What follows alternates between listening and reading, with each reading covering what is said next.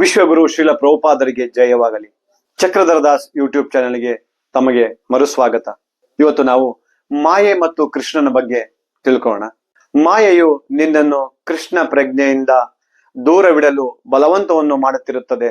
ನೀನು ಕೂಡ ಹರೇ ಕೃಷ್ಣ ಮಂತ್ರವನ್ನು ಜಪಿಸುವ ಮುಖಾಂತರ ಮಾಯೆಯನ್ನು ಬಲವಂತ ಮಾಡು. ಅಲ್ಲಿ ಹೋರಾಟವಿದೆ ಮತ್ತು ಮಾಯೆಯು ದೂರ ಹೋಗುತ್ತದೆ.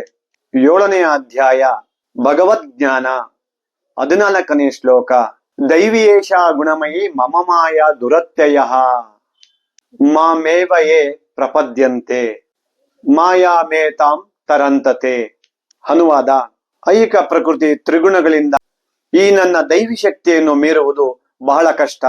ಆದರೆ ನನಗೆ ಶರಣಾಗತರಾದವರು ಅದನ್ನು ಸುಲಭವಾಗಿ ದಾಟಿ ಹೋಗಬಲ್ಲರು. ಈ ಮಾಯೆಯು ತುಂಬಾ ಪ್ರಬಲವಾಗಿದೆ. ಅವಳು ನಿನ್ನನ್ನು ಬೇರೆ ಹಾದಿಗೆ ಸೆಳೆಯಲು ಬಲವಂತ ಮಾಡುತ್ತಾಳೆ. ಆದರೆ ನೀನು ಬಲಿಷ್ಠನಾದರೆ, ನೀನು ಗಟ್ಟಿಯಾಗಿ ಜಪಿಸಿದರೆ ಹರಿದಾಸ ಠಾಕೂರರು ಜಪಿಸಿದಂತೆಯೇ ಮತ್ತು ಮಾಯೆಯು ಅವನನ್ನು ಬಲಿಪಶುವನ್ನಾಗಿಸಲು ಸಾಧ್ಯವಾಗಲಿಲ್ಲ. ಅದು ನಿಮಗೆ ಗೊತ್ತು. ಅವರ ಶೈಲಿ ಏನಾಗಿತ್ತು?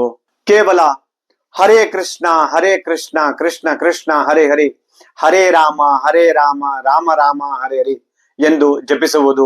ಮಾಯೆಯು ಅವನನ್ನು ಸೆಳೆಯಲು ಸಾಧ್ಯವಾಗಲಿಲ್ಲ. ಮಾಯೆ ವಿಫಲವಾಯಿತು.